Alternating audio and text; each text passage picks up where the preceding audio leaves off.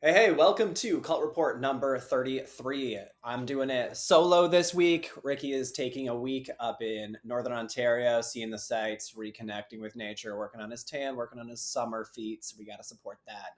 So this week, what do we have under the current? And that is the two identities of cult creating.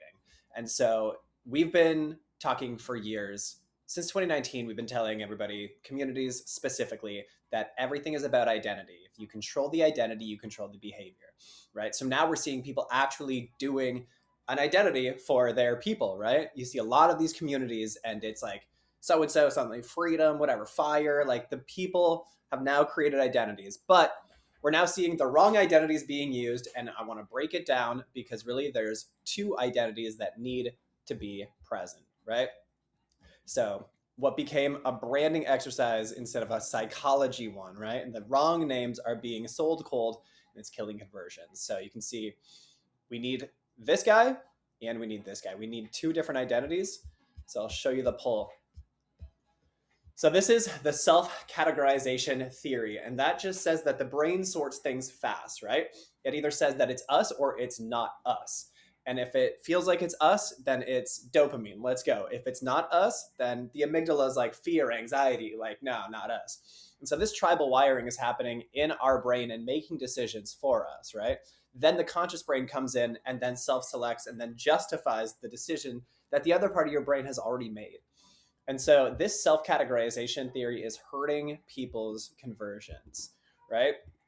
Because when a member joins, it's because they feel seen and heard when they're called out on the page. And so then they self-categorize and they're like, okay, yeah, this feels like it's for me, right? They feel seen, they feel heard.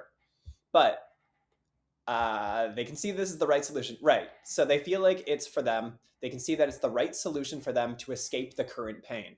So you got to realize, like when people are on your about page, they're just looking at the current pain that they have. They're looking at who I am right now. And a lot of people are trying to do this like grandiose thing of like, well, this is who you're going to be, right? But they don't care about that. They're just in pain right now, thinking about who they are right now. And so when they see that wrong identity being sold on the sales page, their self-selection is like, well, that's not me. And even though the leader's like, well, that's who you're going to be. And it's like, well, they don't care. They just care about who they are right now. Is this for me? Is this not for me?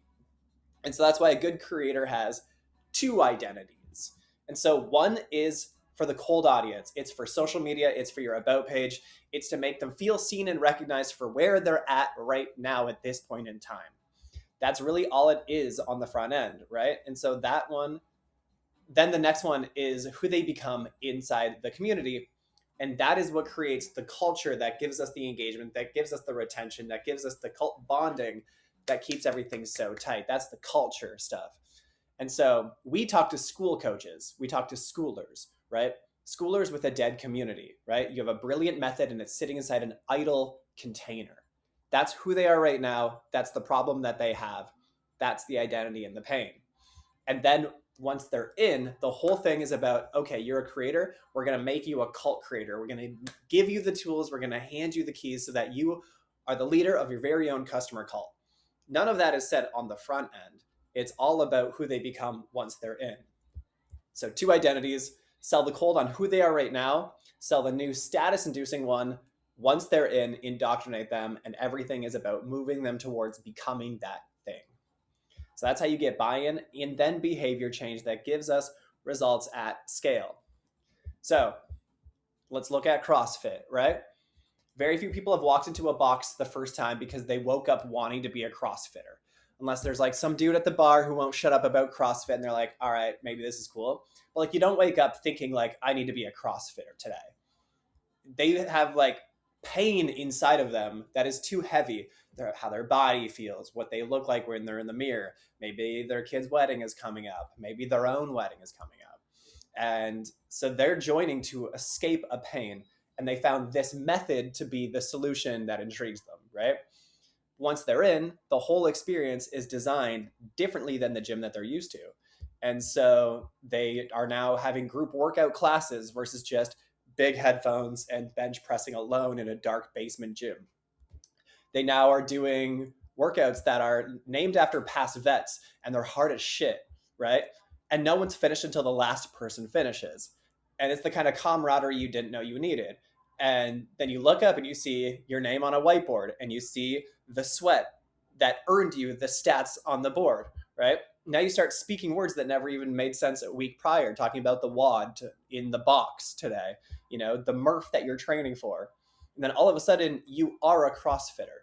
You didn't wake up wanting to be one day, but eventually, by showing up and doing the work, you became the thing. And so it's not why you joined, but what keeps you coming back. It's what keeps you talking about it. What is latching onto that part of your identity, dictating your beliefs and your behaviors. And so people don't join for the identity. It's the culture that stems once they're in it, right? And so that's one of the greatest retention elements you could implement. Because again, if you control the identity, you control the behavior.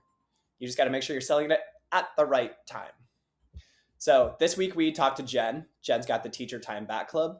And so you can see she's crushing it. She's at 239 members. She launched this school this month, less than 30 days ago. And she's at 239, pretty much 200 paying members. And so we saw that she was talking about life first teachers. And yeah, she had 2 videos take off on her Insta. She jumped to 200 paying members. 2 videos is what got her 200 paying members. So she's got the product market fit. But when we had our one-on-one call, then first thing I saw, this self-categorization theory is tripping her up, because her perfect people see this life first teacher and it's actually triggering the wound that she's out to stop, right? It's actually doing damage versus actually getting people in. And so because these people are already trying to seek validation that they're a good teacher, by saying you're a life first teacher, it goes against, it makes them feel like, no, they're not doing the good job as the teacher, because they need to be like a good teacher first. And so by calling out life first, we are like, that needs to be your internal identity. That's not why they join, but as soon as they join, your whole process is about shifting them into a life first teacher. Currently, they don't believe that. They're trying to find ways to get time back and to be a good teacher and to prove that. So it's like, you need to call out who they currently are. They're the good one, right? The ones who stay late, the ones who check the parking lot beforehand. And their validation comes from them staying later and them being one of the last to leave and them never saying no to things. And so those are the identities you got to play with on the front end. Life first teacher is completely on the back end. Don't even talk about that on the front end, except for maybe proving it when you're living life first. And you can hashtag LFT, you're out there, you're at the beach, you're playing with your kids, hashtag LFT, because you're showing the lifestyle. They don't necessarily know what it means, and that's the point. But the perfect identity to become once they're in, that's the gap, right? That's why we say a good customer cult is an identity shifting experience.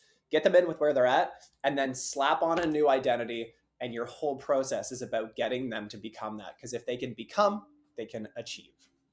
And so it's a minor shift in messaging that we think is going to make a big difference for Jen. So this week, ride that wave. Where can you create your 2 identities? You're probably already using one. You're probably already using certain messaging pieces, but just make it very clear. What is the identity of who your perfect person is right now? Use that on the front end. Use that on sales page, on social media. And then who are they becoming because of your method? That is a very important identity. That's how we made Funkster's retention so insane, and why they just kept buying everything he put out, because that's what alphas do. That's what an over 40 alpha man does. And so the 2 identities are extremely important to get the attraction and then to get the engagement and retention on the back end. So that's it for the cult report this week. That's what we're seeing. Self-categorization theory is super important. Identities are crazy important because it's the dictator of all the behavior of who we believe ourselves to be and what we do out there. So lean in, create your 2 identities. Let's ride that wave. See you next week.